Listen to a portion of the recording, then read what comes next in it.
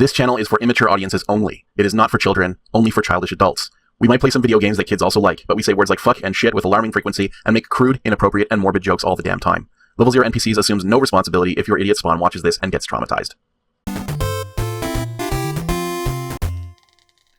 Hello everyone, welcome back to the mailbag of Level 0 NPCs. Welcome back. I hope you guys are all ready because we have a bunch of questions queued up. Hey, Luke, why don't you play that special theme that we like to play on a night like this?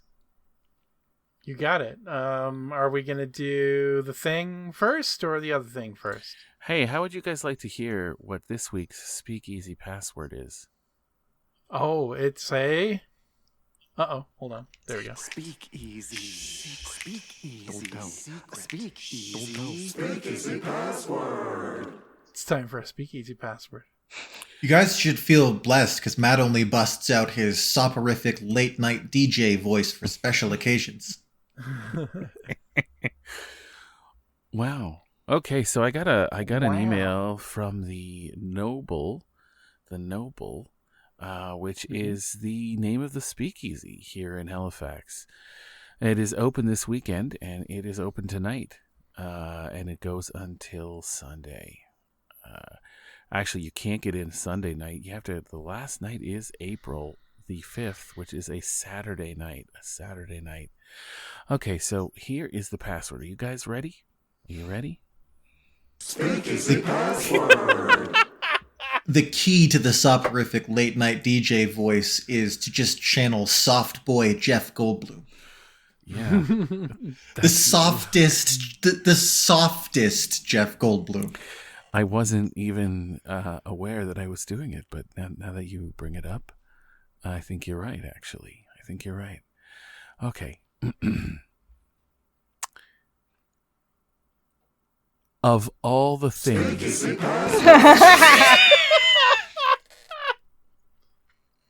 Sorry. That's okay. So upsetting.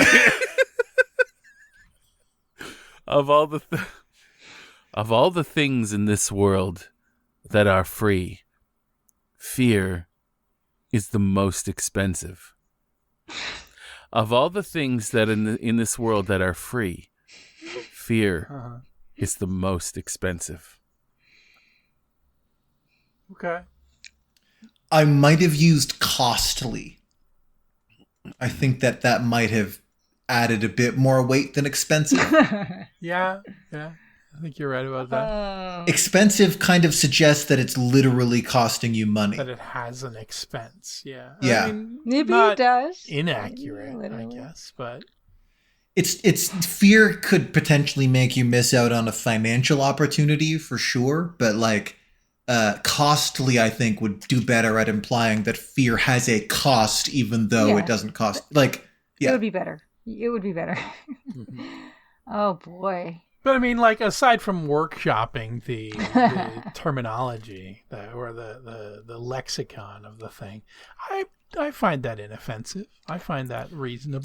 It's not too bad. I think that fear is an important thing that we feel. Yep. That is the idea that you should always ignore it or operate in spite of it. It's a very important feeling that people have for a good reason. So, certainly allowing fear to stop you from doing something important, especially if that fear is unmerited or irrational. Yeah, solid advice. Hearing strange noises in the woods, don't go towards those noises. Move away from those noises. But what if those noises are treasure? Did you ever what think howls of treasure? That's approximately impossible. What was the first half of it again? It was something about being free. What was that? No problem. Of all the things that are free in the world. Of all the things that are free in the world. All the things in this world that are free, fear is the most expensive. Of all the things in the world that are free, fear is the most expensive. Costs nothing to be afraid, but it is costly. Yes. I'm having a lot of trouble getting over free versus expensive instead of free versus costly. Yeah, no, costly would be like a much better word to use there. I'm I sure may be that coming like, across as pedantic there, but it does irk me how close they were to something almost. Look, if we didn't have Pete and Tree, we would have nothing. I don't know. I Of don't. all the We would be things in this bereft. world that are free. That's the part I have a problem with, honestly. Really? Because It feels a little redundant. Because when you think about things in life that are free, it's usually, positive stuff. So it's like you're saying like earthquakes are free, right? It's like you're saying that. Earthquakes are free. Well, that's the thing. I mean, That's true. it's not even anything that you'd really say because it's like a dumb yeah, thing to say. Earthquakes are way more expensive. than fear. Hurricanes, or like Ebola. Mm-hmm. Natural disasters in general. Are free. Ebola's Pandemics. so free. Yeah. Yeah, like that shit doesn't cost you a dime, but it's expensive. So it just, to me, it's like, again, it's not wise. Also, things like rudeness and Yeah, physical exactly, it's violence. free. They don't cost you anything, but they will cost you socially. Like there's nothing special about fear in this instance. Like it could have been anything. So I don't know. It's. We started off very calm, but I'm getting slightly more keyed up the more we talk about it. I mean, That's just so it means fair. nothing. It's begun as to usual. bother you, have it? Yeah, no, I think it really does boil down to there's so many better words than expensive. Of all Yeah. the things in this world that are free, fear. Speakeasy Password. I was hoping you would do that. But I will say, I got you covered, my man. if a dear old granny came up to you and said that to you, that would be fantastically awesome, wouldn't it? Like that would really be a freak out right there. Yeah. What? Just a Yeah, I wouldn't be infuriated to hear that. It'd be advice. terrifying. If a well-meaning person came up to me and gave me that advice when it looked like I needed it, I would not immediately be like, "Hey, fuck you, stranger." Like I would run, maybe. I don't know. It does kind of feel like the thing that something says before it like peels its lips back over the rest of its head and it's just all teeth. Yeah. It also would be terrifying for a granny to come up to you and just say in multiple voices, "Speakeasy Password." Speakeasy. Speak. Don't tell. Speakeasy. Don't tell. Speakeasy Password. Speakeasy Password. That is how we get the passwords, though. Mm-hmm. Yeah. When Matt says email, what he means is an old lady appeared in his home and said in multiple voices the password. That's how I get it. I still don't know her name or what she looks like, but I see her every week. Anyway, You perceive her every week. you got it. It's a freaky password. I don't care for that reason. It's frightening itself. I get it. I get it. I don't really read it as that sinister. Yeah, why not? That's it for the this has been a Speakeasy Speakeasy Password. Password. Yeah. Yeah. What was that song? Speakeasy Password. There we go. Perfect. Just a little bit of housekeeping to get out of the way here. I just want to again thank 12op for that Speakeasy Password thing. It's beautiful. Thanks 12op for all of our jingles. Every single one of them. I also want to Except thank for the ones that we purchased before 12op was part of the... Yeah. But that's okay. I also want to send a thanks to Fun for Algernon, who got me candles. Did you get candles? That's great. I got candles. They're beautiful. They're Are they beautiful. the Yankee candles? Are they scented? They're Or not. the other candles? They are Canadian. Oh. The Wickwitch Apothecary, only in Ontario. Can you get these? Oh my god. And they smell amazing. I'm currently... It's probably for the best since we are in a trade war with the United States. We don't Whoa. want Yankee anything. God, are we ever in a trade war? And so yeah, buying Canadian, it's great. Buy Canadian. It's great. Americans, buy Canadian. Yeah. You already are. That's the fun part. Coven is the name of this candle. Ooh. And again, it's from the Wick Witch Apothecary. How to describe Are they this? all witch themed? They have some witchy themes. It smells real good. Let me see. Let me. How would you describe the scent? It is good. Good. Okay. It smells real good. Good with hints of nice. Good with hints of nice. I got. He sent me 2 of the little hefty boys. And Hefty boys. little hefty boys, not big hefty boys, little hefty boys. They're hefty, but they're little. Right. And then some tea lights too. Nice. And it was very cool. I wish I could share them with you guys, but I can't, and I won't. No. Mm-hmm. Yeah. But if you guys want to come okay. over to my house, I'll make you smell them. Mm-hmm. Make us. The the Coven soy candle smells like juniper, orange, balsam, frankincense, and cinnamon. Nice. Very nice. It's real nice. It does sound nice. Mm-hmm. I quite don't enjoy it. Remember what juniper or balsam smell like specifically, but the rest of it I can kind of conjure. Balsam is just it's just a It's woody, right? it's a coniferous tree, so it's a little it's a little piney, but it's not a piney. little evergreen. Yeah. And I also got Harvest Moon. Harvest Moon. Which is cedar, fir needle, anise, cinnamon, and sandalwood. It's very woody. I love it. Mm-hmm. Sounds woody. Yeah. Thanks, Fun for Algernon. Yeah. You're a legend. A true legend. And I'm going to be ordering more from them after these guys are burnt down. So Nice. I've been sort of saving them because they're real nice. But yeah. A number of years ago, I went on 3 dates with a gal, and on the 3rd date, she actually met Matt because we went to see the fireworks out in Bedford. And on that occasion, she brought me a candle to and I have to clarify, we were at an outdoor fireworks event, and she just brought a candle, a coffee-scented candle, to meet us on the waterfront, was just carrying around this candle. That's fine. I mentioned that I liked the smell of coffee earlier, and then she got me a candle. All of this is above board. The next message that I heard from her, the following day, was that A, she just wanted to be friends, and B, that she was moving away forever. Wow. It was some of the most staggering mixed signals I've ever received.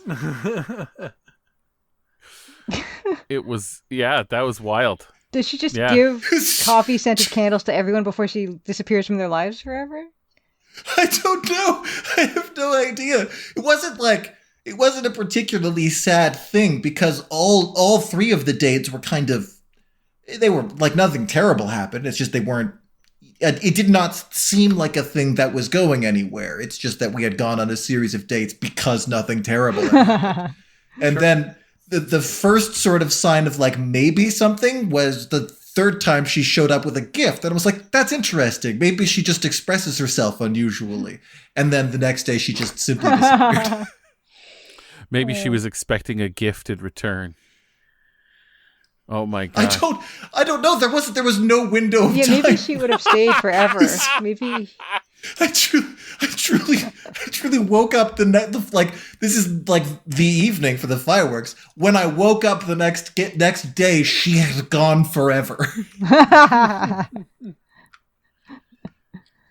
Wow.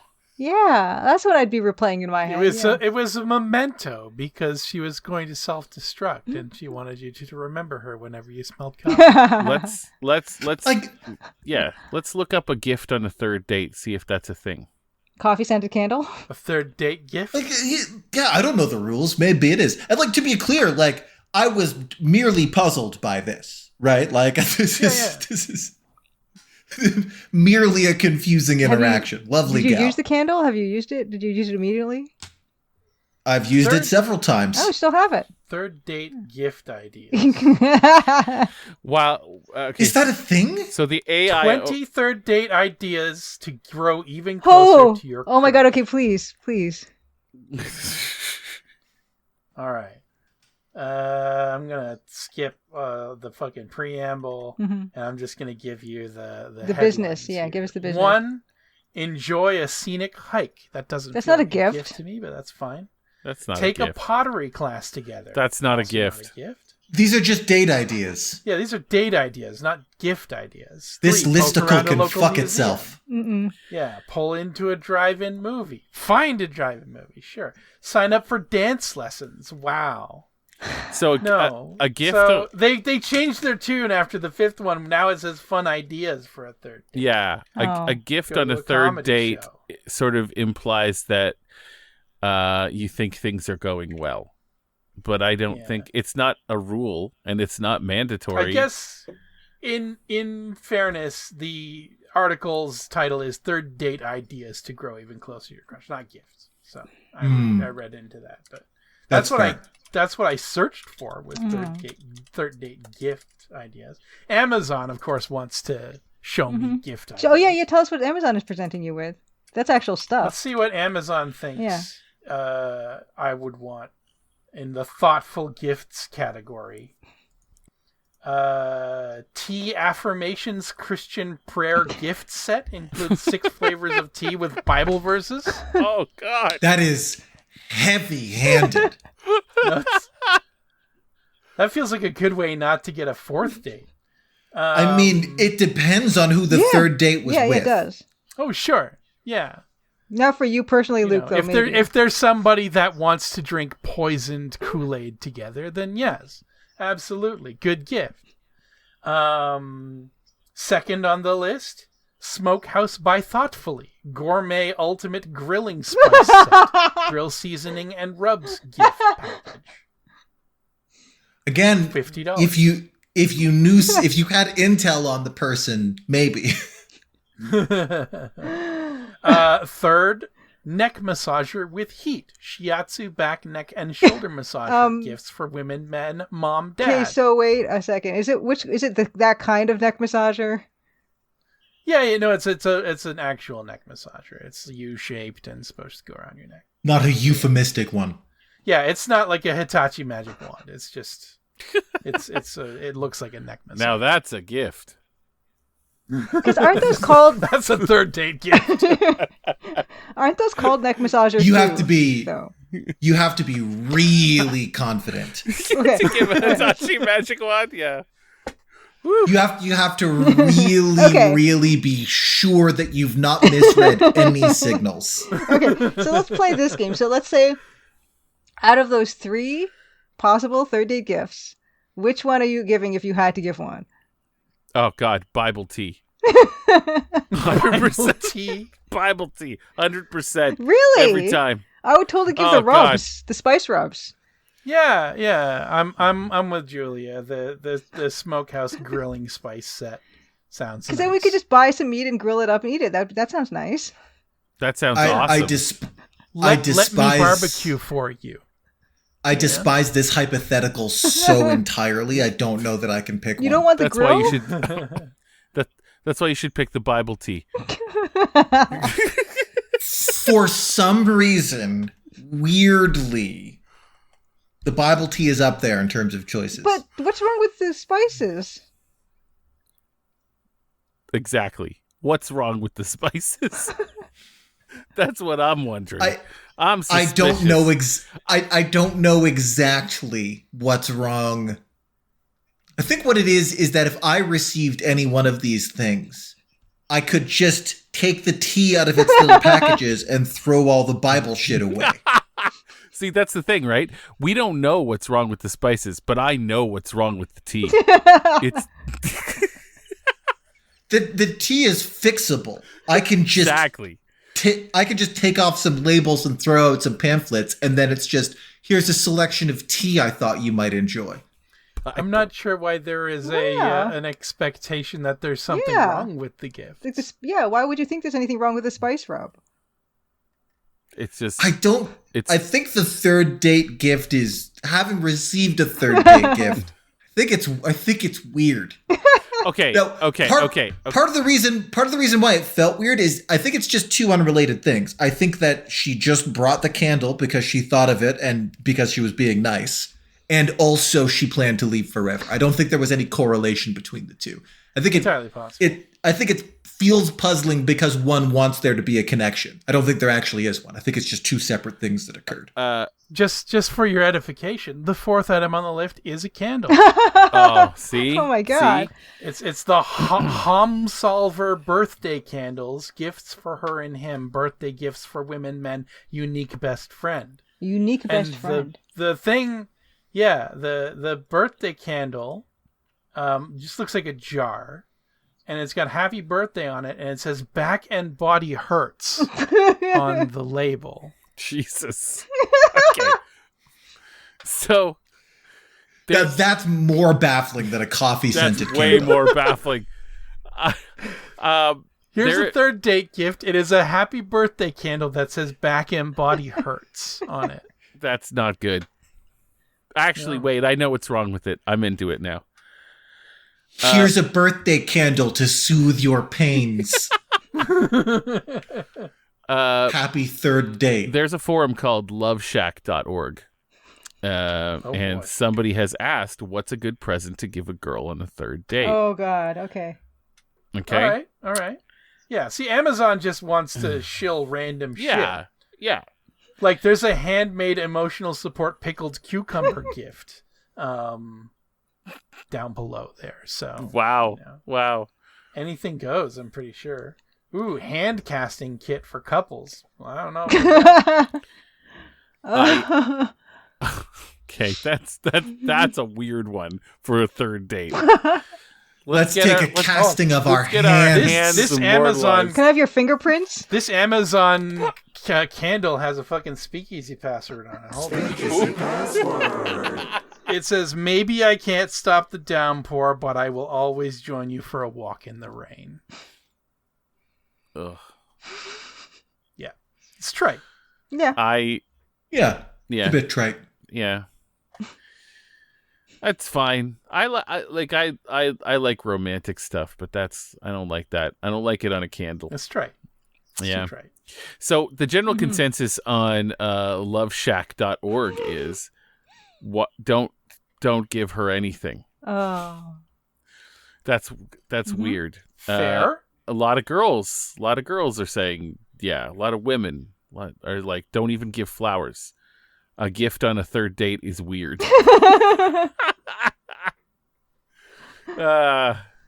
Well, Love Just Shack be coming gentlemanly. in. Yeah. Yeah, wow. yeah. Do you have to be careful not to come off too strong?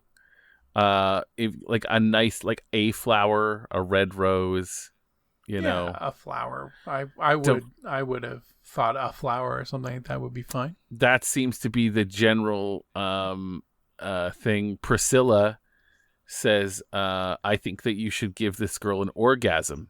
That would be good for the third date. That's it. That's fair. Flowers and orgasms. That's the general I consensus. think all of these depend a little bit on how that second date went. Yeah, Sure. absolutely. He is. So the problem is he is clearly smitten. Like he wants to give her a card. Oh God, a card. Yeah, he wants to give her a card Oh, explaining, like he wants to say, I want to tell her that I'm falling for her, but I don't want to come on too strong. And don't give her a card. Yeah, Yeah, the card is wrong, I I'm think. glad Yeah, you went to I Love Shack. agree. Love Shack seems to be where Yeah. it's at, where to get this advice actually. Love Shack's above board. Yeah. It says, as someone points out later on, it really depends on the person. Yeah. You kind of have to. Sure. Some people are That's like, always the case, though. some people would love flowers on a second date or on a first date even, and some people not so much. Mhm. People are like, Also, maybe there's a weirdo out there who really needs you to write your feelings down and hand it to them in written form rather than to tell them. they're Like yeah, like you're a Civil War soldier corresponding. yeah. There are so many posts on this thread. Everybody's got an opinion on a third date thing. It's crazy. Look. Oh, they just end up talking about other stuff in the end. I think this segues well into a Crimson question that we have, but please finish your thought. Oh no, I agree. I think I'm always I'm a hard on a sleeve kind of guy. I go for the gusto, which reminds me, I've been playing Inzoi. Have you? Yeah, it's in early access. You can't really do a lot, but I wanted to see what would happen because it's really, really easy to romance people. So I've just been walking around the city, and I've got like 6 girlfriends, 6 true loves. Ooh. Wow. Yeah. Doesn't sound very true if there's 6 of them. Well, it's very early access still because you can invite like 4 of them over, and nobody cares. Nobody cares. Or maybe it's very progressive. Maybe it's very, maybe polyamory is just in Zoe. I don't know. But yes, it's possible. But who knows? I don't know. You could do it in The Sims, but you need a special trait for it, I think. For numerous people. For polyamory. Yeah. Yeah. That's wild. Yeah. So we got some questions for Glory. Some Crimson's questions. Crimson questions. A couple Crimson questions. Yeah. But why don't we start with Spivey Lou's very recent one? Okay. Normally I haven't read all the way through, but I think it's okay. Spivey actually has 2 questions for Glory, but this is more of a request for Glory. Yeah. I just feel like the conversation about third date gifts dovetails well into this one. So. Yes. So Spivey's as we were getting ready to record, she posted this in the Discord. Quite possibly while we were already recording, even. Yeah. I only noticed it during our little between episodes break. So it was at 10:34, so we were starting to roll. Oh, much earlier in the day. I guess I just wasn't looking. No, 10:34 p.m. Oh, your time. My time. Our time. My time. Okay, because it's not 10:34 here yet. Yeah. So, yeah. Okay. Please do go on. So, questions for Glory, and they can always say no. A dramatic reading of a breakup letter that has lived rent-free in my head for many years, and I would love Matt's interpretation. All right, I'll do it. I'll do it. All right, are you ready? I don't know what this is from. I have no context for this, but this is a real breakup letter. And I'm going to read it dramatically. All right. In your best sort of Pride and Prejudice. Yes. In your best Jane Austen. Dear loser, and in brackets, Chris, squiggle mark, squiggle mark, squiggle mark, exclamation point, exclamation point, exclamation point, exclamation point, exclamation point. I will not read all of the punctuation, but I felt this was important. It's not a strong way to start a letter, but let's go on. Mm-hmm. I thought you liked me. You said it yourself. I hate you. People only say you asked me out because you needed a date for the dance, and after the dance you would dump me. Well, guess what, bastard? I dumped you. Because you were thinking that I cheated on you. I didn't, so I, like idiots, that you guys are so smart and that you called me a slut. I want to be clear here. I did not make a mistake. Parsing that. I did not make a mistake in that. I hung up on you because you told, T-O-L, me it on the phone because I guess you weren't man enough to tell me it in my face. I hate you, and also guess what? My mother hates you, too. That she, the one who put me to do this. You come to breakfast every morning, and I ain't stupid. You try to sit next to me and my lil bro, who only 7 years old, hates you too, and don't even know what you did, and is always blocking your chair. Ha. I went out with another boy after you, and after we were over, you an idiot dared you to even tried to ask me out again. I didn't break up with him for you, okay? I hate you. I've always hated you.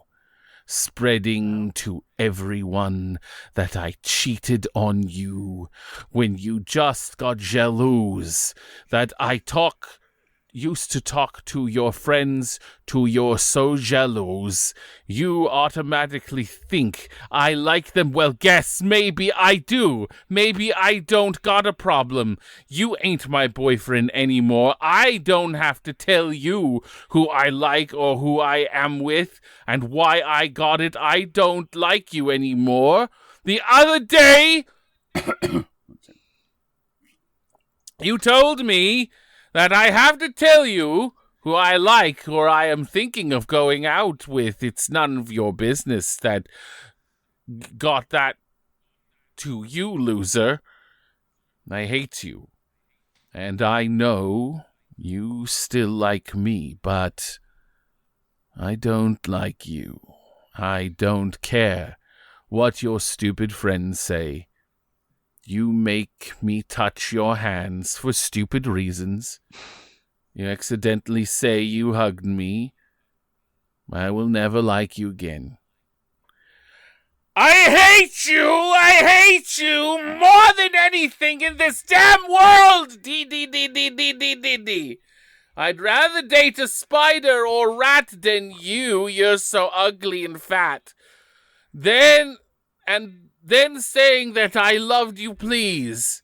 You're such an asswipe bastard. I hate you. Well, bye, you piece of shit. I have more things to do right now than to remember you. The end. Speakeasy Password. Wow. What a roller coaster. Yeah. That's It was- not. What? There was so little punctuation in there. Yeah. You kind of add this pauses where you can. You did really well. Yes, you did. No, absolutely. I was starting They should get I was starting to feel it about halfway through. they should get you to do audiobooks for Cormac McCarthy. That fucker hates punctuation. Woo. Is that a real thing? Like, it sounds like it was generated by AI or something. And now that This I is think a that it real. is. Yeah, this is apparently a real breakup. Yeah. Apparently, letter. this predates all the AI Oh. bullshit. Yeah, it's old. Huh. Yeah. This. But Would you like? It could be Yeah. performative, but probably not AI generated. Would you like me to find out about it? Well, yeah. I would be interested to hear more context. Yeah, like how I don't know if old? Spivey's going to respond about it, but Is the person who wrote that? worst case scenario, we can catch you all up next mailbag. Oh, buddy, what But, do you think I yeah. am? I'm Batman. I can figure this out right now. I mean, sure, if you wanna. The text has some compellingly realistic mistakes to it in the way that it uses spelling and punctuation. That wouldn't be impossible for a generative AI to replicate, but would actually probably be a little challenging for something as validation seeking as a generative AI model. Oh, this is a classic dramatic reading breakup letter thing. There's lots of people who have read this dramatically. Huh. Oh, have they? Okay. Oh yeah, I'm not alone. I'm Wow. in good company. Well, So- I think you did really well with that. It was glorious. Well, I Yeah. honestly, I'm not happy with my performance, but I think it sort of picked up at the end. Yeah, thank you. Do you want to give me a second try? I don't think anybody wants me to do that, including myself. I think especially where you went from never having seen Yeah. it before to doing a dramatic reading. I think you did doing it- phenomenally. that was a blind read right there. Yeah, that's fair. That's fair. It could have been better. There was no rehearsal. There was no rehearsal. I should have. Yeah, I could do better, but I don't have another chance. Sure. There's no chance. I have exactly one way that might have made it slightly better. Oh, In the middle there, you started to get heated, and you kind of rose to a shout, but then you had to pause to sort of clear your throat. And it would have been so haunting to go back to a quiet voice after that pause. yes. The problem is I only yelled during the caps. Yeah. The caps lock. That's You were following the emphasis of the source material. Yeah. I just wish my throat hadn't caught. It was funny. It was funny. Anyway. I thought that the throat catch was you switching gears dramatically, and I was like, holy shit. No, I wish. I tried to play it off like that because it happened, but no. I'm sorry, guys. I'm sorry. This is a little behind the scenes. Phenomenal work. A little behind the phenomenal work. Mm-hmm. Yeah. Spivey has Solid Speakeasy Password. Oh, yeah. Yeah. That's a big one. Imagine having to recite that to get into the speakeasy. Yeah. All of that. Spivey also has another Crimson question.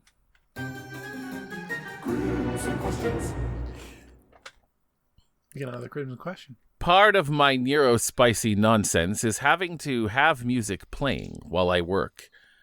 David Bowie / Sting for dopamine.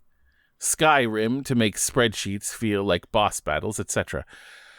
But I know other people who literally cannot function if music is playing. I am curious if the NPCs are pro or anti-work music. And if you're pro, what do you listen to? I did respond in Discord. Would you like me to read yours? I happen to be listening. You want to read me? Yeah. Would you please. like me to read your answer? Could you do a dramatic reading of me? Yes, fine. Go for it. I also need the background noise generally of music. I don't have any one specific style that I listen to that shifts all the time, but if it's something that requires any kind of writing or reading, it either can't be lyrical, or it has to be something lyrical I've heard so many times, I can process it as if it weren't. Since I work with math and spreadsheets a lot, I can listen to pretty much anything there. Been on a comedy music kick with a lot of Tom Hardy and OCT, and also some Japanese music, like Gen Hoshino. Close enough. That's close enough, right? Or select tracks from Kenji Yonezu. When I need to guarantee it's non-lyrical, I'll usually fire up the soundtrack to a video game. Recent mainstays have been the soundtracks to Stronghold, Dwarf Fortress, Tropico, and Hard Space: Shipbreaker. Recently, also Fights in Tight Spaces and Evil Genius 2: World Domination. Gotta get that one into the mailbag too. But I felt like responding here. And yeah, I don't even have to respond great. now because you've read my response. It's real good. It's good. It's a good response, Luke. You covered you covered everything.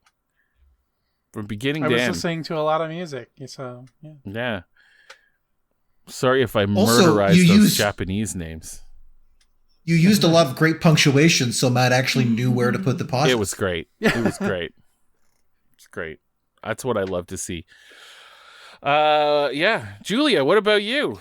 No, I don't really listen to music when I'm working. I tend to, if I have anything on, it's usually like some live stream of somebody playing like an old video game, or like, yeah, YouTube stuff. But if I need to, yeah, focus on writing or like programming or something, it'll be just dead silent. That's how I do. But yeah, when I tend to listen to music most when I'm driving. It's good. So that's that. I have like playlists and stuff, and then I kind of alternate between my playlist and the radio.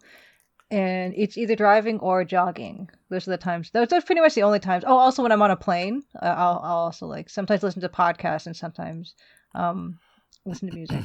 Those are the only real times I'm listening to music. Yeah. Yeah. That's fair. Yeah. Alex, this is. Oh, one thing before we go. Just in terms of what I'm listening to, it's just like a grab bag of stuff that when I listen. When I listen to the radio, if there's something that I like, I'll like note it down and then I'll just buy it on iTunes. Yes, I still use iTunes. I buy it on iTunes after. I don't do Spotify or Apple Music or anything like that. I actually buy stuff on iTunes still. I might be the only person left who does, but I do. And that's that's the stuff that. That's the stuff I listen to, and it's just like a real looking at my songs recently added. I've got some Florence and the Machine. I've got some old Kim Stockwood. I've got Jan Arden. I like Red Hot Chili Peppers, Mother. And a bunch of just like random one-offs, like this song by Dan Mangan. I don't even know who that is. Coleman, Hell, Capital Cities, Talk, Arctic Monkeys, a track. So it's just all over the place. Whenever I just hear a track I like, I'll look it up and then I'll get it. What song by Dan Mangan? It is where'd it go? More or Less. Oh yeah, I know that one. Good song. Yeah. My answer is that I don't listen to music. It just kind of ever, really. I will sometimes put on an audiobook or something when I'm working, but like Luke, if I'm doing anything linguistic like programming, I can't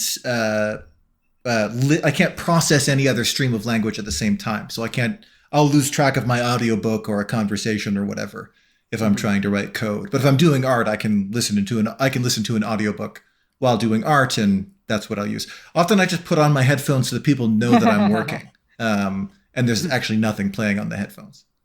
So it's just pure silence most of the time. Yeah, silence is my favorite song. Wow. Yeah. I've done that before. I've gotten into the groove of working and forgot to put something on, and I will be, minutes into it and I'll go, why am I going crazy? What is going on? I feel like I'm dying. What's going on? And I'll be there's no music. I don't know what's going on. But I am like you guys. I can't like write anything if there's any sort of lyrics either. I wish I could. That seems like a fun thing. That seems like a fun gift, but I can't do it. I listen to audiobooks when I'm walking and occasionally when I'm walking or like like eating lunch out or something like that, I'll be listening to an audiobook most of the time. Yeah, right? Yeah. I used to listen. I can usually work while there's music playing, even if there's lyrics and stuff like that. I can usually just kind of work around it or whatever. It doesn't really bother me. Yeah. I usually don't put it on myself though. But if I'm doing art, when I'm just doing like casual art, I'll put on like a YouTube thing. I'll usually put on some K-pop. But if I really need to concentrate, I put on lyricless synthwave. Oh, yeah. Yeah. I'll put on classical music. I will put on all kinds of stuff. What have I been listening to? A lot of synthwave lately, which is like the least surprising thing if you know me. That's my bag. I have listened to a ton of synthwave, and probably did listen to a lot of synthwave while working in the past, but a lot of the synthwave that I listen to is lyrical. So me too. Me too. Yeah. But I've listened to those so many times that it just kind of, you can process it like it was. I can process it. Yeah. And same with K-pop, actually, because I don't speak Korean. So it's just it is easier when it's a language you don't understand. Sort of flows. Yeah. The voice becomes an instrument at that point. Yeah. It kind of depends on my vibe, what I'm going for. I'll do some jazz if I'm feeling jazzy. Mm-hmm. I don't know. Lots of I have this is a thing that I don't think people know about me. I have a real love for the music of for pop hits of 1990 to 1993. And no one else on earth does. I love pop hits. Between 1990 and 1993 might be the worst years for music. Oh god, okay. In general. You want to give us some highlights? Yeah. Oh yeah, there's a lot of and I think this is why, right? Like this is the height of like Michael Bolton. It's the height of This was like the rebellion. This is where these are the years that alternative music came out. Like this was when 9 Inch Nails and The Offspring and fucking like Alice in Chains and stuff like that were like really kicking off, and Nirvana and stuff like that even. Although Nirvana sort of predated this a little bit, but here's the thing: I wasn't listening to that stuff. The pop. Well, that's the thing. The pop was like, I think that's why there was a rebellion. Is because it was all Michael Bolton and stuff. It really was, yeah. So like, Color Me Bad, nobody hit higher heights in those days than Bryan Adams. Oh yeah. With the Robin Hood soundtrack. Oh yeah. All for One. Yeah. Oh no, that was the Musketeers, of course. Mm-hmm. Yeah. I do it for you. Mm-hmm. CNC Music Factory. God, fucking Boys to Men. Mm-hmm. Early Mariah Carey, man. Oh yeah. Sign me up. Mm-hmm. Geez, Marky Mark and the Funky Bunch. Mm-hmm. My favorite era of Madonna was, that era. What album was that?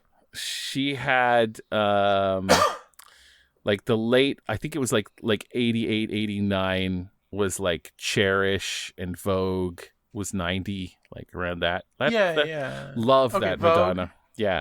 But I think she's she had Justify My Love around that time too, which is, Okay.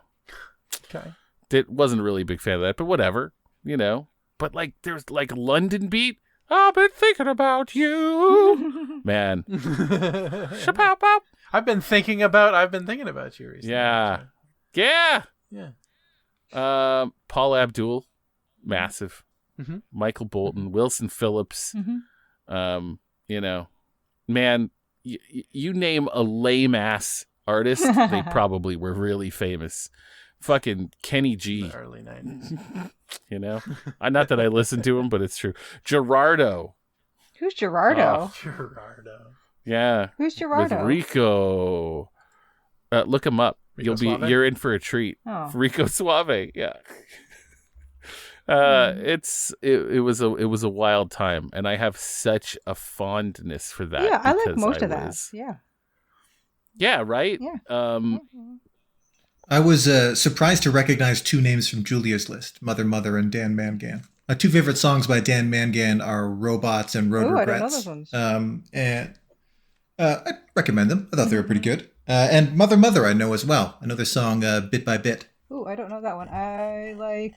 They've got this song called Drugs that's really good. That's the first song I heard of theirs. And the other song that I bought of theirs that I really like is the album called Dance and Cry? Yeah, oh yeah, the song is called It's All Right, and it's from their Dance and Cry album. I don't think I know that one. It's a good one. That song, rather. But But yeah, like band names I don't even recognize. Like Matt, that whole "Waking Up the Neighbors" album, Matt, I was all about that album.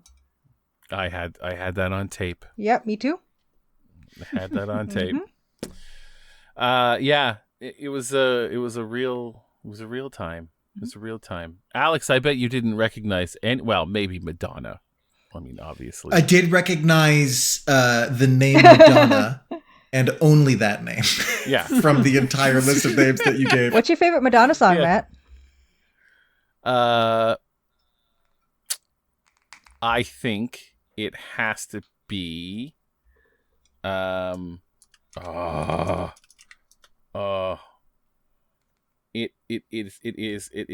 is. I've got a bunch. Hold on. Why can't I remember the Open Your Heart? Open Your Heart. How does that one go?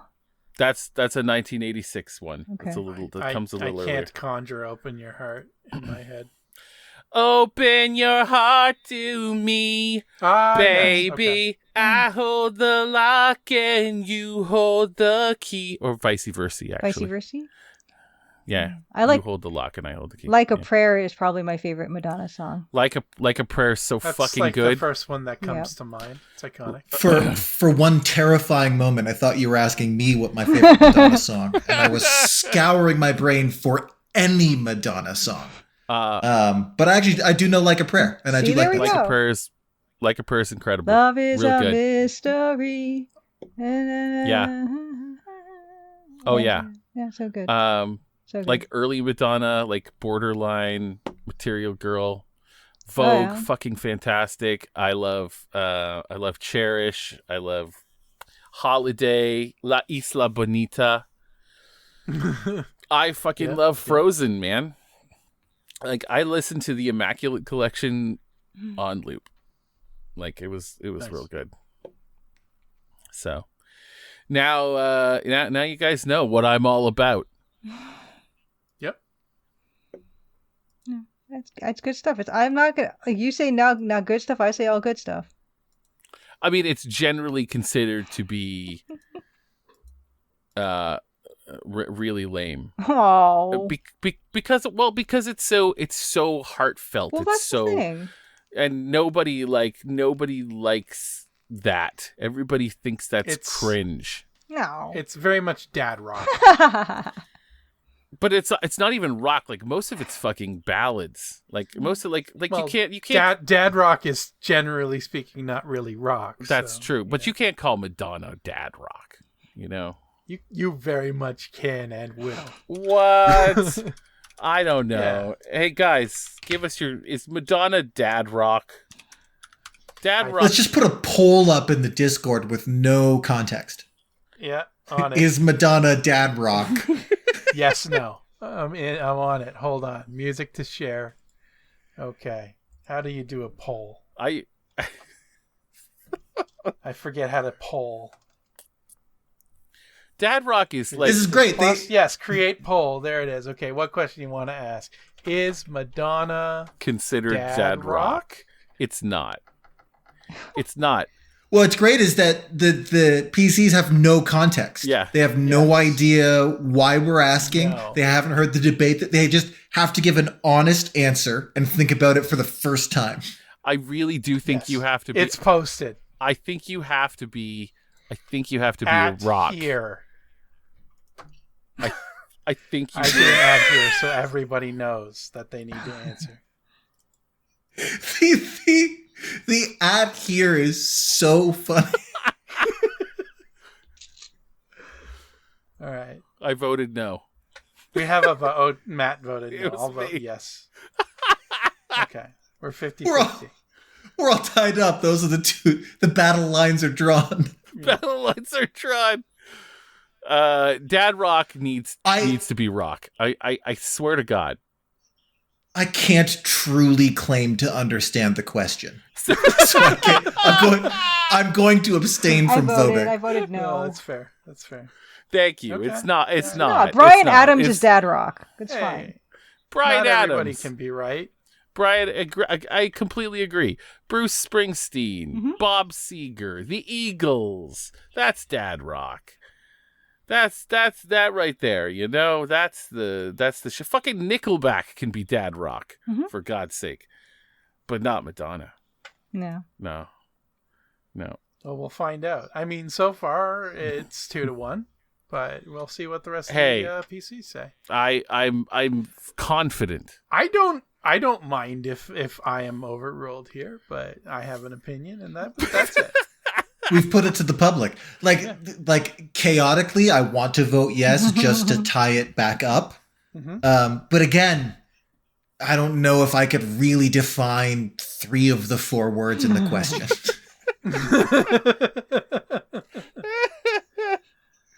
Hell, all 4. I don't know if I could really. Yeah, like I don't know if I could really is as a conjugate of the verb be. I don't know. I don't know if I could really. From a philosophical perspective, I don't think I can weigh in on any of that. The question is too cosmic for me. It's fair. It's very fair. I hear you. Meatloaf is dad rock? Meatloaf can be dad rock. But and actually anything Jim Steinman wrote could probably be dad rock.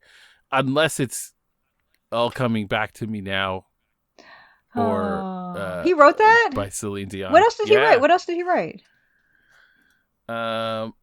He wrote Total Eclipse of the Heart, all of Meatloaf's songs. Is Total Eclipse of the Heart dad rock?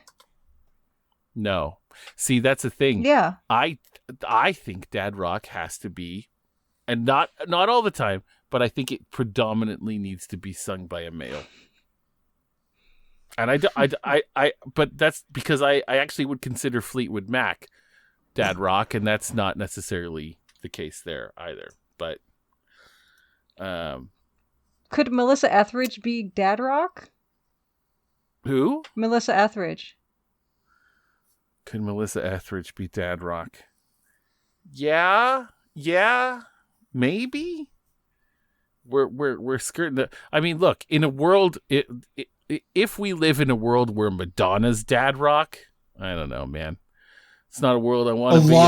A lot of things become dad rock if Madonna is dad rock. It's like numbering Pluto among the planets. Yeah. It's not a hatred for Pluto. It's just that lots of things, including our own moon, must be planets if Pluto is a planet. Exactly. That's the way I feel here. If Madonna is considered to be dad rock, it's over. It loses all meaning. Well, we will find out soon enough. We might not find out during the course of this recording, but we will report on it again before we finish today. And I know that we're already an hour in. Do we want to address the last?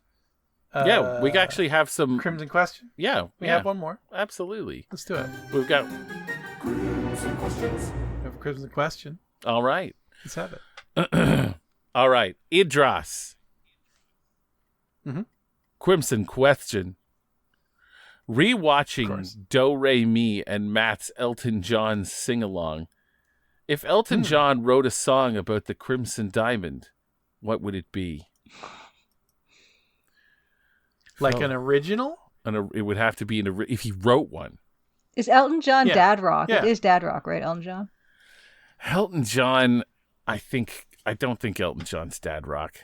Crocodile Rock Elton is so John dad might rock. Be granddad rock. I think Elton John. I think Elton John is. I think you have to be rock, and I would. Elton John includes a fair amount of rock. Not a lot of the more recent stuff, but certainly, the Goodbye Yellow Brick Road era. Okay, I looked it up. Elton John is considered dad rock, especially like Crocodile That's Rock. What I meant. That's why I said Crocodile Rock. Sure. Yeah, Benny and the Jets. Benny and the Jets. Okay. Yeah. Fair. Fine. Goodbye Yellow Brick Road. I'm not sure if pressed I could define rock. This is a moment where it would be cool to know a lot about music, because when asked, if Elton John wrote a song about Crimson Diamond, what would it be? You could answer something clever like, he did write a song about Crimson Diamond, and it was this song. And then just say a really prescient sort of song that is eerily accurate. He probably did write one that's oddly... Dude wrote a lot of songs. He probably did write one that is weirdly good for Crimson Diamond. I'm sure. True. I mean, like, honestly, if Elton John had been commissioned or had just known about the Crimson Diamond and decided to contribute his musical stylings to the game, I think he would do a heartfelt job at understanding the story and the background behind it and writing something that succinctly describes the story, or at least the emotional themes of the game. I think he would do that. Yes. I think I think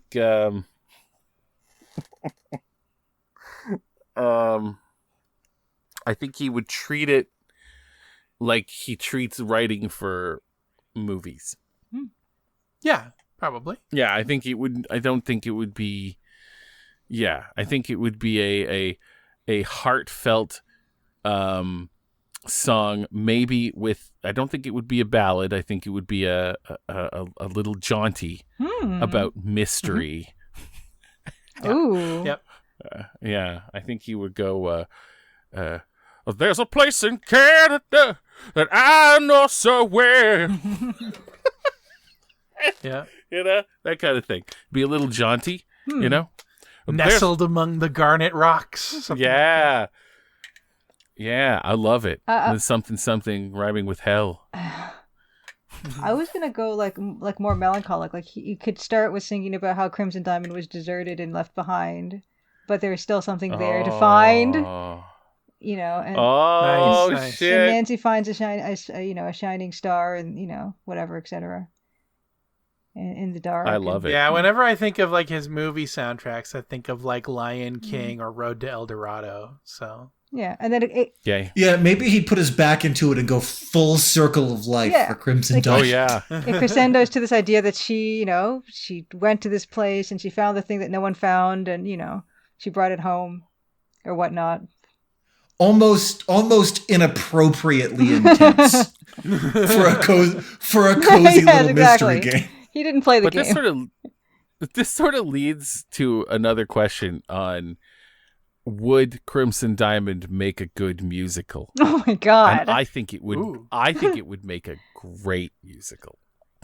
I bet he could lyricize the opening theme that you have to Crimson Diamond. I mean, the whole first act takes place on one stage. It would be fucking awesome. Yeah, I can see it. I can see it too. I mean, it's an Agatha Christie play. Yeah. Or it's like 10 Little Indians. Yeah. Like you could do some cool stuff. And the songs, I think it'd be wild. Oh yeah. I think I would. Yeah. And like Nancy's such a. Like she makes such a great like main character for a musical. Yeah, she can have like an I want song at the start, but like what her big desires are. Yeah, that's in the museum basement. Her boss has just kind of closed the door on the basement, and she's sitting at the thing, and she gets off that stool and turns toward the stage, and yeah. Kimmy has one song, and it's about birds. yes, and it's Kimmy's cormorant song. Yeah. Ah, man. God. It would make a great one. But she has a part in lots of other people's songs that is also about cormorants. Everybody would get their own song. In the medley sections, her bit is always about cormorants again. I just want to say, 12 Up, please do not feel obligated to store a Crimson Diamond musical. I would work on it. Mm-hmm. I would do that. Oh my goodness. Yeah, it's all in my head. It's coming together. There's like a train part and everyone's on the train. Yeah. Yeah, I can see it. I can see it. Yeah. The opening ensemble bit. You adapt it. Where you've got at least Kimi and Jack and Albert and Nancy, of course. Yeah. Man, Nessa's got to have a song that's weirdly good. Yeah. You know that, like the villain song that's weirdly good in a musical. The villain power ballad. Where you feel a little bit like that, she's horrible, but that's because slighted by her brother, feeling like she deserves more than she gets. Yes. Yeah. Yes. 100%. I actually, like, we haven't gotten to the part. It would be a duet with Corvus, I think. Oh yeah. Like there's a oh my god. gosh. She has to have like a "Be Prepared" from the Lion King type number.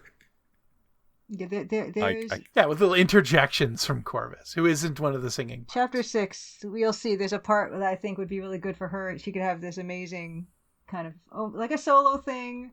Where, because she's gone now, so we don't know where she's. True. She's gone to the mines, we know, because we just played that bit, and so there could be this whole bit where she's thinking about that and how she's going to get what she deserves, and finally her time has come, etc. Yeah. Anyway, I think it would be a great idea, and listen, I think we should do a channel for it on the Discord. No.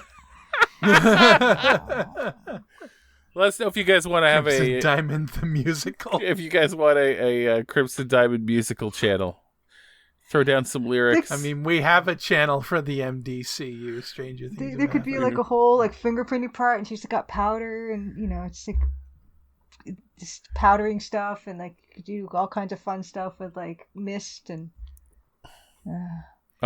Yeah, it'd be like a 2-parter. Where she starts off with like about boots and then like fingerprints. Man, shoe sizes. I can see this happening. I can see the costumes. I can see the stage.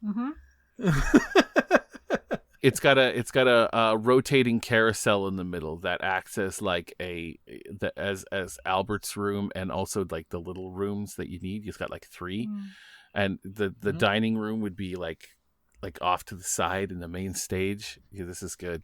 This is real good. Is there any way in which we're treading too closely on the heels of an existing murder mystery musical? Or is that an untapped market? I don't know if there's a lot of murder mystery musicals. There's a lot of murder mystery stage plays. Oh, for sure. And I think it would make a fantastic stage play or film too. It's compelling in the way, like, honestly, lots of murder mystery movies. Like, how many times have they remade Murder on the Orient Express? True. Yeah. There's spoiler alert. Everyone did. I think it'd be great. Let's make it. You guys want? Hey, PCs, you guys want to get involved? Give us your ideas. I mean, yeah. Sometimes Matt will ask a question and then pause like he's waiting for an answer in real time. Yep. Shout it into your screen now. I can hear you. Matt will hear you. I can hear you in real time, and I love it. I can hear all your Matt can voices. hear everyone all the time, like Superman. I can. Or Tinkerbell. I can. Or Tinkerbell. Tinkerbell can do that too? Yeah. Is she psychic? No. Can Tinkerbell hear everybody? Is that her deal? She just knows when you believe in her or not. Oh. She just knows. Yeah. And that's why you have to say the words. I believe. Okay, well, that's a very specific thing. I thought the way that it worked is if you say that you don't, then just a random fairy somewhere dies. Yeah. Well, you were mistaken. All this time I've avoided saying it for fear that I would be killing innocent fairies. Yeah. I mean, yeah, you just kill Tinkerbell.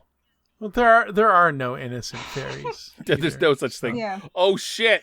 Every fairy has it coming. I know. The poll is what? tied. We have another vote for yes. Oh, we tied it up. Oh. This is fucking...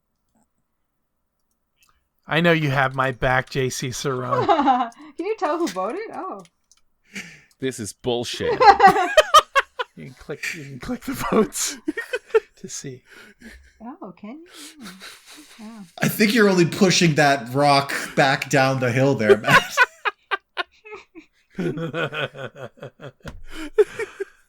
I love it.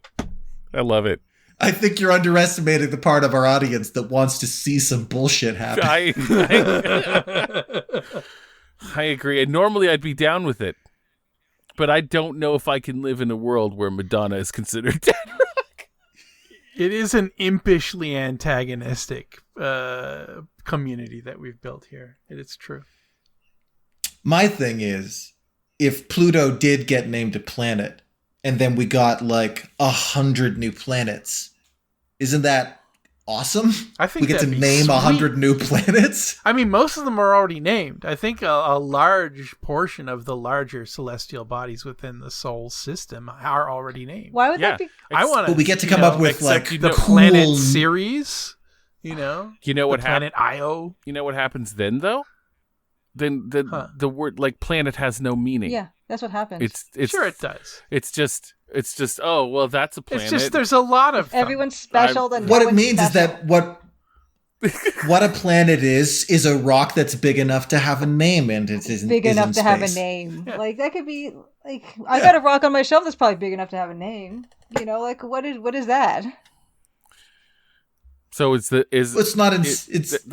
entirely subject to the gravity of another planet. But that's the thing without criteria. Then what are you doing? Yeah. What are you doing? Yeah. What are you doing? You know, like I could do. I'm is naming planet. The only thing? Yeah.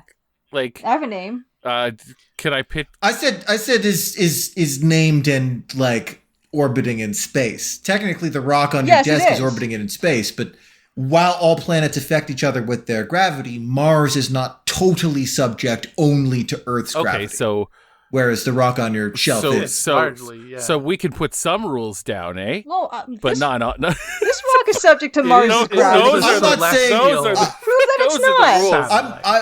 are the rules. I'm not saying there oughtn't be any rules. I'm saying if we move the goalposts to the point where if we move the goalposts to the point where reclassify dwarf planets as just planets, then like we just have many more planets. Yeah, we already have classification there. Pluto met the definition for a planet until we applied more strict rules to what is or isn't a planet.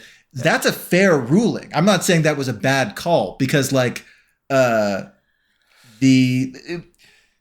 there is, for instance, a faction of astronomers who are uncomfortable with Earth's definition as a planet because it doesn't meet as many of the strict criteria as the gas giants do.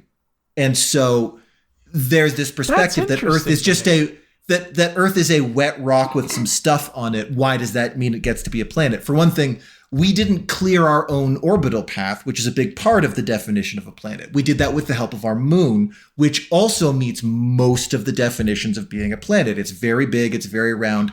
It's one of the most conspicuous and impressive moons in the solar system, and we wouldn't exist without it, right?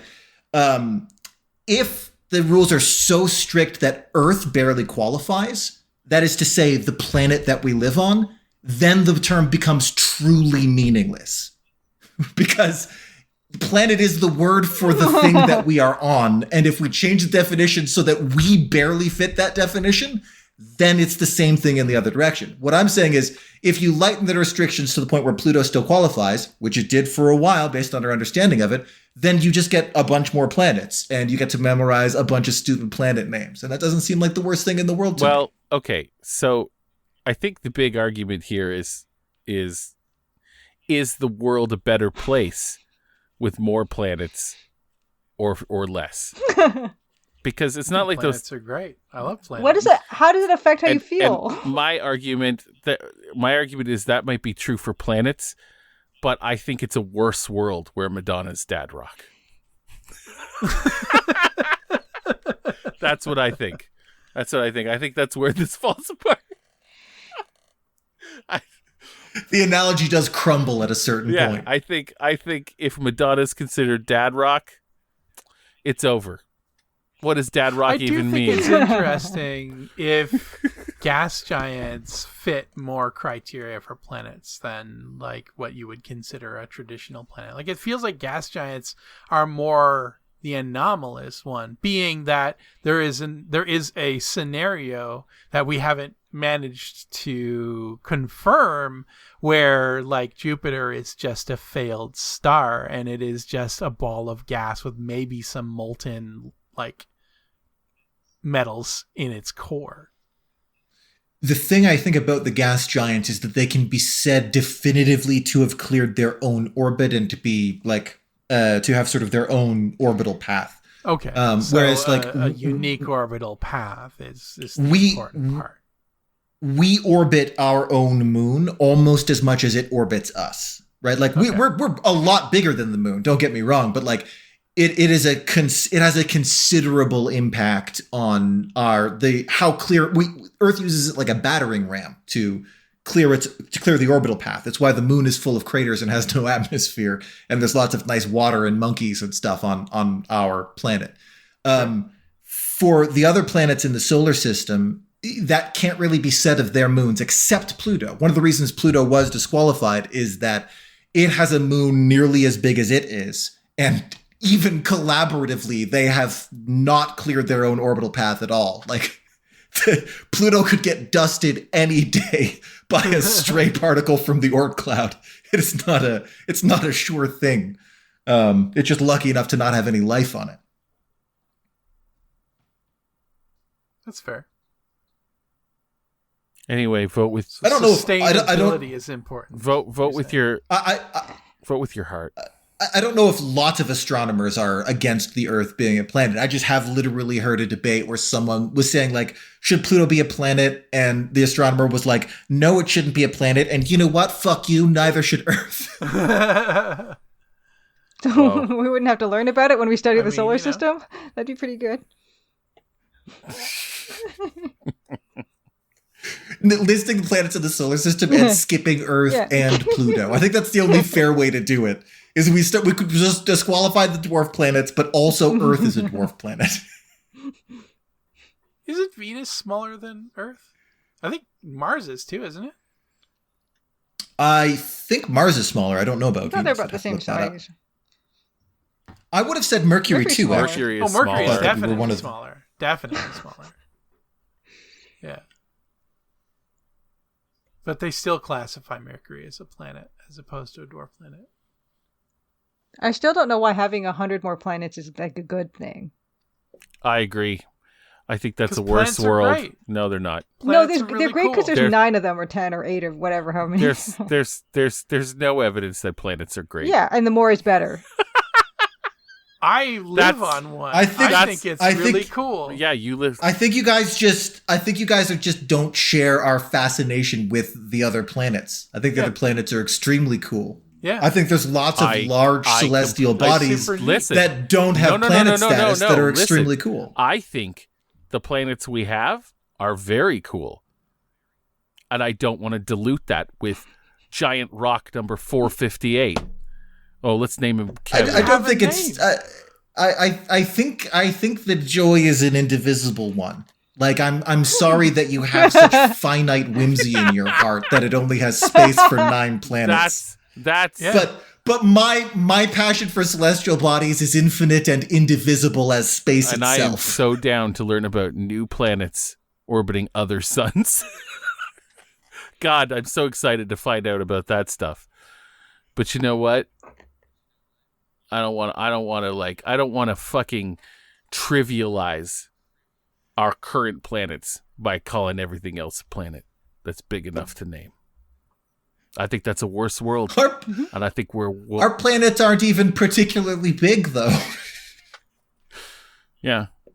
I think whatever. I think culturally speaking, I like the fact that we have the planets that we have because we've known them. You know, we had them through antiquity, and they have these names, and they correspond with these, the different gods, and like they get personified and anthropomorphized in certain ways, and I think that's really cool too. So these new things, if you had 100 more planets, like it's not gonna do anything for me that's interesting culturally, really. So. I mean, like, a lot of the candidates there are also within the, like, Greek pantheon, like Ceres and Io and fucking Charon and all those as well, right? They are, but they're not the big ones. I don't. They're big ones. Though. I like those babies as moons. It's fine. Yeah. They're special. They're special little moons. Yeah, they are. I like that. I mean, Ceres is an asteroid in the belt, but sure. Well, except for Ceres, but the other ones, I freaking love those. Yeah. I like that they're moons. Yeah. Keep them moons. Yeah. You know. Well, here's more to my point though. What do you think about Pluto being excluded as a planet? That's fine. Well, you got 9 planets. Exactly. They're special. They're by tradition. They're the planets that we've already had. Except this one, we don't need that one. Yeah, that's fine. Yeah. They have their reasons. Right. So what about like Mercury? Do we really need that one? It's awfully close to the sun, and it's kind of small. We do, because we need one that close to the sun. Yeah. Yeah. Yeah. So all I'm seeking here is for you to admit that yours is just as arbitrary. Yo, sure, but also I trusted the people that have the that are making this shit up.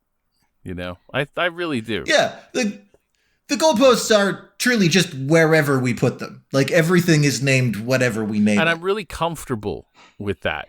And maybe comfort's part of the problem. I'm more a fan of more specific definitions, kind of restricting, like more like. So yeah, if you want to say that Earth's not a planet, that's also fine. Like depending on whatever definition they want to come up with, that's fine.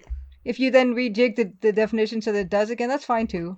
But what I don't like is the fact that you would want to do that with like, you'd add 100. Like 1 or 2 back and forth, fine, whatever. You just can bat those around for the rest of time. I think it's impossible to have enough planets. I want the acronym. Okay. I want the little like sing-songy whole story. Initialisms that people use to memorize the planets. I want it to be impossible to memorize. So okay, let's say. I just derive comfort from the fact that Pluto knows that Pluto's hot shit. Let's say, fine, for the sake of argument, like they say, okay, they're all planets. All these 100 ones are planets. So what is that going to do for us exactly? Like, so how is it going to enhance your enjoyment of them? I mean, I'll like them just as much either way.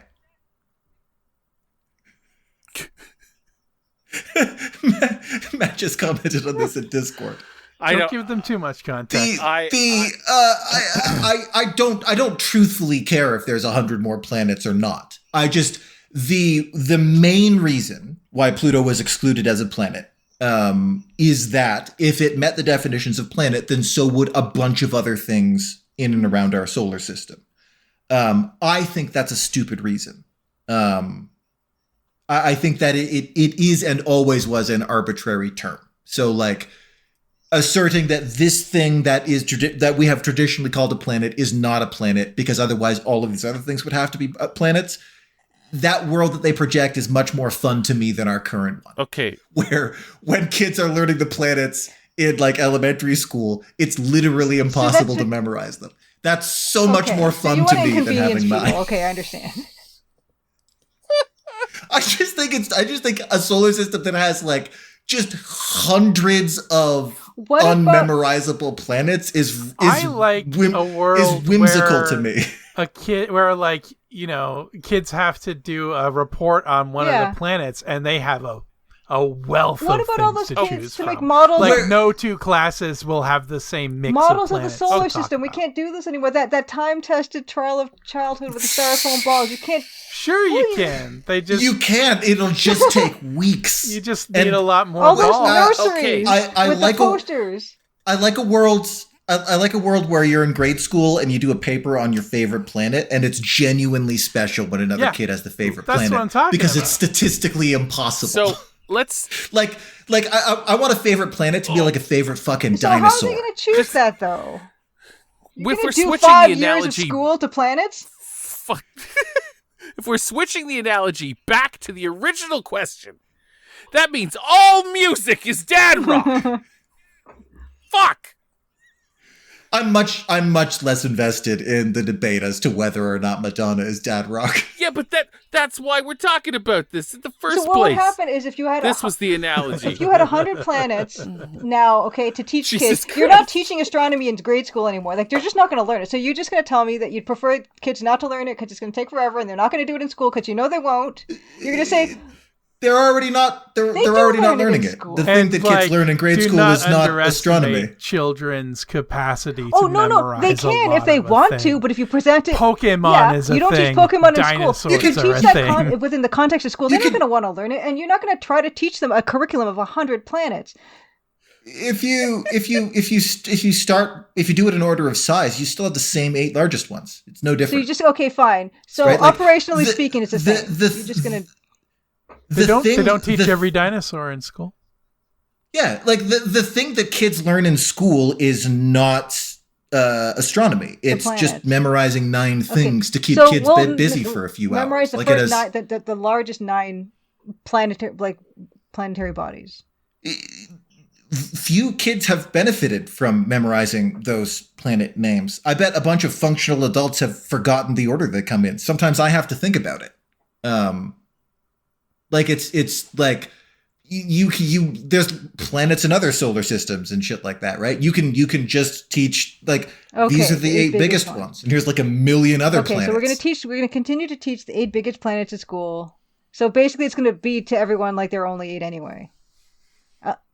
Or we can teach like something useful in school. Like I think astronomy is a great subject, but again, memorizing the 9 planets is barely a gateway to astronomy. Like learning what a planet is. Like a lot of the way science is taught is just with rote memorization. And it's why a lot of people have an aversion to science when they grow up. But instead teaching sort of the mechanics and the categories and stuff like that is a much more useful way to go about it. So, but this is all just, none of this matters because this is all just based on calling it something or categorizing it in a way that makes it more special than it is. Those hundreds of rocks are still out there, and if you want to learn about them, you can. Like, it's semantics at this point. And I think it's a worse world. Matt really needs there to only be 8 planets, because if there are any more than 8 planets, then Madonna is Dad Rock, and Matt's worldview is destroyed. Madonna is not Dad Rock, although we are at 50-50 at this point, and I'm devastated. 50-50. I'm devastated. So she's halfway Dad Rock for sure. That's not how polls work. I think. It is a debate ad absurdum. I think if you had a lesson where you were teaching kids about the planets and you said, hey, here are the 8 biggest ones, just a heads up, there's like hundreds more. And you could go out there with the telescope and discover a new planet tomorrow if you looked hard enough. I honestly don't think it would change anything. Yeah, you're right. It wouldn't. Yeah, I think I could construct an argument where attacking the semantics in that way would keep people from using it as such a crutch where like I've memorized these 9 and now it's done kind of thing. And instead of like these are the 8 planets, the debate about what is a planet and how do planets work and what role do planets serve in the stability of life on our planet and stuff like that. But it is a debate ad absurdum. Yeah. Yeah. Like the best ones are. I just Madonna's not Dad Rock, I guess. We can't even really define that either. Like that's a hard one. It's even harder than to define than a planet, really. No. Dad Rock is rock that dads listen to. That's why it's called Dad Rock, because otherwise we can just categorize everything as Dad Rock. It's rock that dads listen to. I think all of the dads that I know that listen to rock listen to Madonna. Yes, fair enough. But I don't know that I could name a dad that doesn't. You're the one among us who listens to Madonna the most. Exactly. And you're also the only father among us. And it is not. I'm not listening to rock. I'm listening to Madonna. You can call it dad pop. I don't fucking care. It's not. But anyways, dads generally don't listen to Madonna. Don't they? I don't think so, man. I don't think so. You probably listen to the most Madonna or nothing. Out of any of us. I just think that Dad Rock is like it's not a mystery as to what it is. It is rock that dads listen to. Not you though. And fundamentally, the universe is a scary place because the unknown is infinitely divisible, right? Like all words are candles in the darkness that we have put there so that we will not lose our way. And it's scary to just move those candles around willy-nilly. Any sane person gets a little weird when you're like, hey, this word, this means something different now. Yeah, but... Because we don't have anything else. Like, we are without any other frame of reference than that. But when you do something like call Madonna dad rock, it damages words, it damages language and music. Well, it's an attack on like all frames of reference. Yeah, for sure. Exactly. Like it is a fundamental. It's redefining a lot of categories. Yeah. It's like categorizing. What? Let's just call Mozart new metal. Let's just do that. I mean, it shares a lot of. I don't think that is appropriate, though. Oh, really? One, it's not new, nor is it metal. Well, but I don't know. I think metal might have a clearer start and end. The dad rock? Then I don't know. Then the definition of rock, which is I think a little bit ambiguous. But I think if we're just gonna throw words into the trash and shit on them, then maybe we can just call anything everything we want, and words have no meaning anymore. Anything into the trash or shitting on it. The scary thing about Madonna's the scary thing about Madonna's pop. The scary thing about the world is that we can just do more that. pop than rock for sure. But the definition or the lines between pop and rock get fuzzier all the time. I agree. And Madonna is not in that line. She's on one side of that fuzzy line. Yeah, she's halfway rock and halfway dad. I don't know. And the only non-NPC vote so far supports my theory here. Yeah, well, you know what? They're wrong. Rarely have I seen Matt this invested or this upset. I mean, I'm laughing the whole time, but I mean it. Yeah. I don't want to live. I don't want to live in a world where Madonna's dad rock. No, the thing that we should all take comfort in here is that what is or isn't dad rock can be subjective. You don't have to live in a world where Madonna is dad rock because you can just that word can mean something different to you. I agree with that. I just believe that Madonna can't be part of that. So you're saying that the future in which the NPCs all agree with a crushing defeat that Madonna is dad rock. Nothing has meaning anymore. Like that's an unacceptable conclusion to you. Conclusion to me. That doesn't make any sense. Nothing makes sense anymore. All that's going on in the world, and that's the darkest possible timeline, is Madonna losing that hole and becoming dad rock. There are certain truths in this world that are very important, and one of the big truths of the world is that Madonna is pop. And if you just willy-nilly take Madonna and say, well, she's dad rock, then what is that? That's just spitting in the face of truth. It is actually much scarier than that, because it's not that there are certain truths in the world that are inviolate. There are certain frameworks in the world, certain ways of thinking and certain shared values that are really fundamental for like groups of people. Yeah. But you can encounter people that like don't share those values and as a result don't share those truths. And that's so much more terrifying. Yeah, that's so true. And I like, me, I'm a guy who likes chaos. I'm a guy who likes to watch the world burn. But this is bedrock. This is there is good chaos and this is bad chaos. Yes, to your world. This is foundational shit. If this is too ephemeral, then suddenly there is nothing to anchor you. You know what? Like I like, and you'll become anchorless. Like Matt, when you said that, like that totally brings it home for me because like Madonna is a pop star, so she's not even rock, so she can't even be dad rock, like by extension, right? This is what I'm saying. This is what I'm saying. It completely falls apart, and I feel like I'm taking crazy pills. Or everybody else is on crazy pills. No, she's clearly pop. Yeah, she's clearly pop. And to call her dad rock, and then for someone to, I don't even know. Yeah, Look, I love dad rock, and I love Madonna. She's described as the queen of pop. Yeah.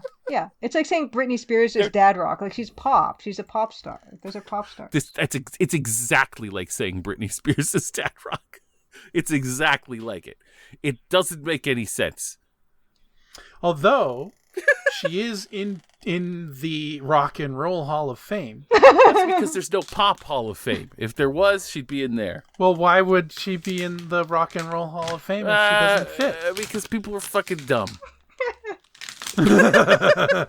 So people are fucking dumb, but in the ephemerally defined definition and distinction between pop and rock, those dumb people got it exactly right for the first time ever. Right. The one and only example of human competence in this world populated by dumb people and their dumb opinions is the loosely agreed upon and ill-defined distinction between pop and rock. Yeah. Okay.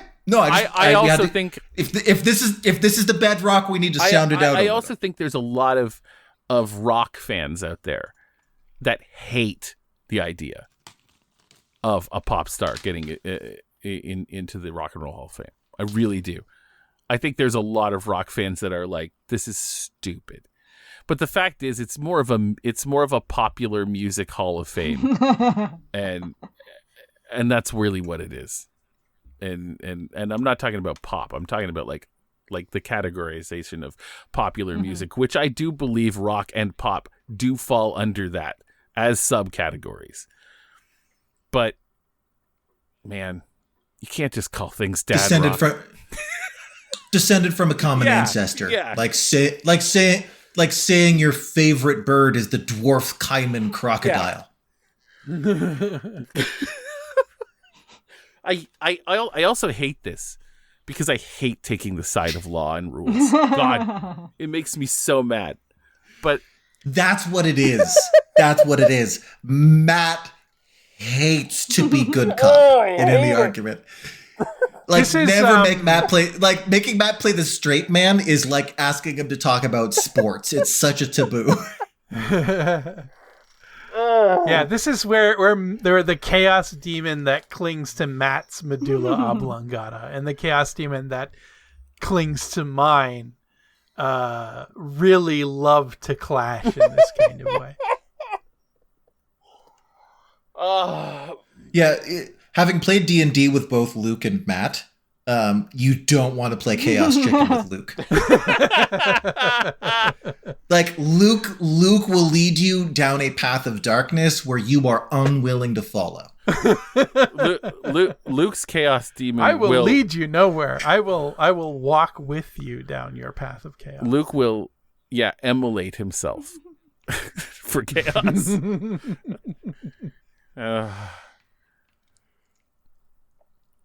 You'll just be. It's because I have to be the straight man most of the time. Yeah, I get it, man. Yeah. I have a question. Did we answer the last question for Glory? Yeah, the Elton John thing. Yeah. Yeah.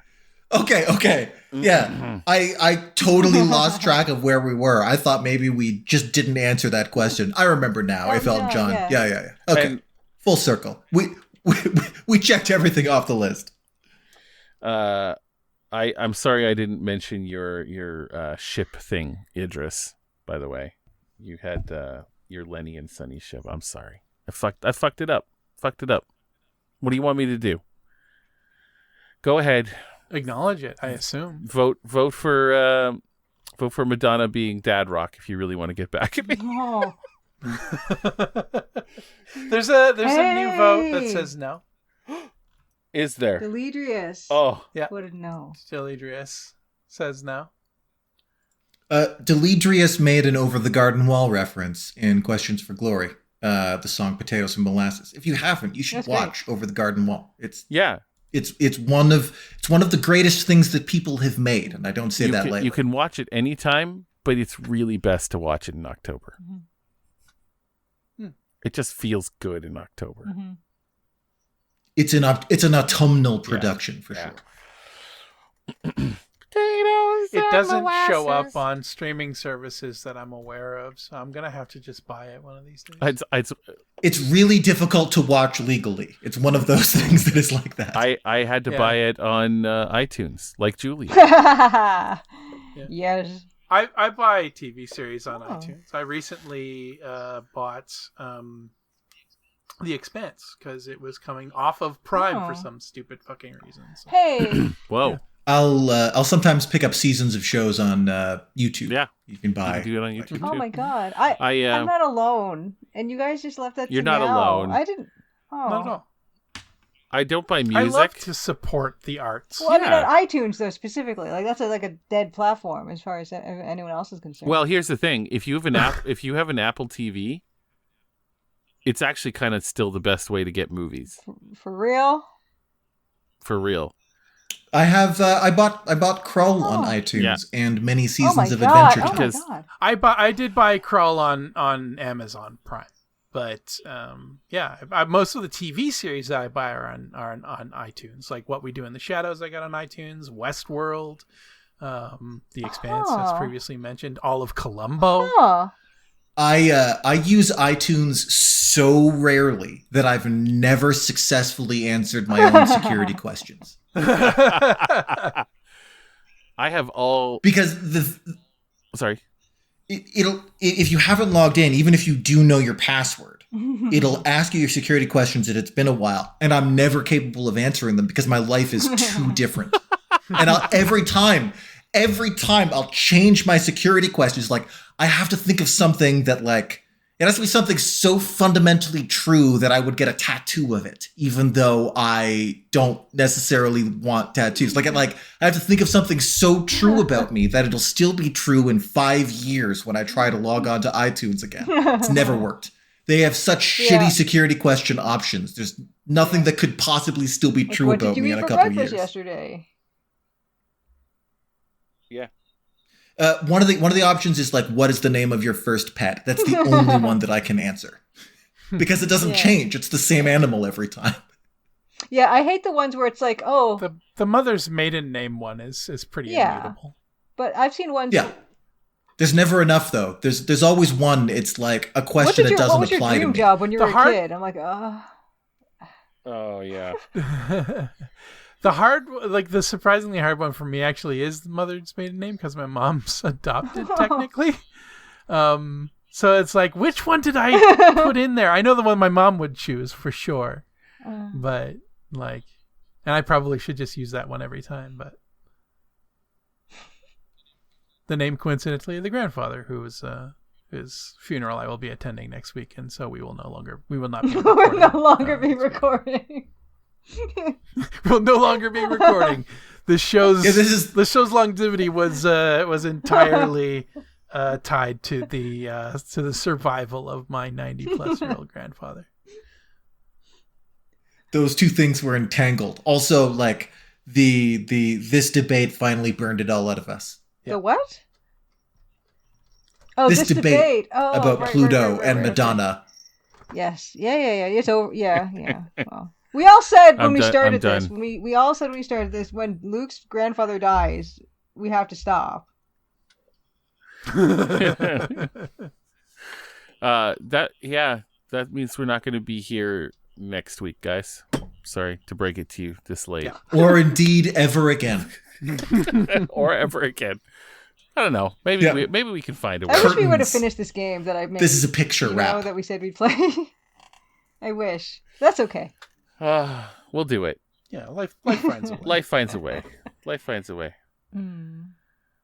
All right, killers. That's all we got in us. Leave us your crimson questions. Don't forget to vote. Speakeasy passwords. Don't forget to vote. Go ahead and with your heart. Go ahead and start a different debate in the comments. Doesn't have to be about planets or pop music. Just pick a topic, get heated about it. Yeah, it's real good. It's real nice. Madonna's not dad rock. Although, if it is, I don't know. That's just your opinion, man. It's true. At the end of the day, it's all opinion. Until Dad Rock has a much more concrete. Unless he gets in the Dad Rock Hall of Fame, definition. then it's over. If you consider Madonna to be Dad Rock, Matt is disappointed in you. And I'm not disappointed in you. It's up to 50-50 again. The fuck? I don't. Who did it? 3 and 3. Soul stuff. Oh. Looks like we're going to be having 2 separate level 0 cons. One for one vote and one for the other. One for each of the pro factions. Madonna is Dad Rock, and one for the anti Madonna is Dad Rock. There's a cold and logical faction governed by Matt and Julia of all people, and then Luke and I have our own crazy pants faction where every moon is a planet and every song is Dad Rock. I hate it. I hate it so much. Just remember, guys, you can change your vote. I don't know if you can, actually. Yeah, you can. You can. You can remove your vote. You can unvote. You can change your vote. If you got any second thoughts. Just remember, if any of you guys are hearing this and you're like, yeah, I'm convinced, go ahead and change your vote. Anyway, if this poll's still up by fucking Saturday. It's only got a 24-hour clock. No, it won't be. You cannot affect it. Yeah, with this. I'm going to abstain from voting. I think that's fair. I think that is right. You should not put a finger on the scale if you are not invested. Well, it's not that I'm not invested. I care what the answer is. I really don't think I understand the question. Yeah, if you do not feel like you could answer the question correctly. Like I have been arguing ad absurdum, but Matt has been passionately defending his stance, and I have been paying attention. I genuinely care what Matt thinks about it. I kind of don't understand the question still, so I'm just not going to vote. No, Julia knows what I'm talking about. Yeah, no, it became very clear to me once you made that distinction. She's the queen of pop. What am I going to do? I'm no warmer at all on the distinction between pop and rock. I've never understood. I'm no closer to understanding. It's a genre thing, you know. It's pretty arbitrary, really. It's not. I'll die. I'll die doing this. I'll die. I like, to your point there, Matt, like, if genres are a spectrum, which I think probably they are, so are colors, and colors still have names. Are there some pop songs that are rock? Yes. Are there some rock songs that are pop? Yes. Is Madonna rock? Fuck no. That's all. Yeah, the question of whether orange is red, a little. The question of whether blue is red, no, not really. Redder than some things, I guess. Closer to red than ultraviolet is. I gotta go to bed. Thanks, everybody. Good stuff. Yeah. Thank you for listening, everybody. We hope that you enjoyed this mailbag episode. We won't be here next week, but we'll return the week after, maybe. You know us. For more Crimson Diamond. Maybe. Oh, yeah. If we can. If the responses to Madonna's Dad Rock question don't kill. Look, you vote with your heart, but vote with your heart. You know, if you think that Madonna's Dad Rock, know that your heart can damage Matt. Yeah, it won't kill Matt. It'll hurt him. It won't kill him. Yeah. I will remember every single person who voted yes forever. Know that it is not an anonymous poll. And the best part is, it's too late to do anything about it by the time you hear this. Yeah. Yeah. You will have already cast yourself into darkness by placing your vote. Look, there's a whole 23 hours left on this. Yeah, I know. Anything can happen. I know. Yep. Anything can happen. Oh, all right, everybody. Catch you in the noon times. Catch you in the noon times. Catch you in the noon Like we times. always say. Like we always say. That's our big saying here at Level 0 NPCs. Catch you in the noon times. Our classic Level 0 sign-off. Catch you in the noon times. Catch you in the noon times. Madonna might be dad rock.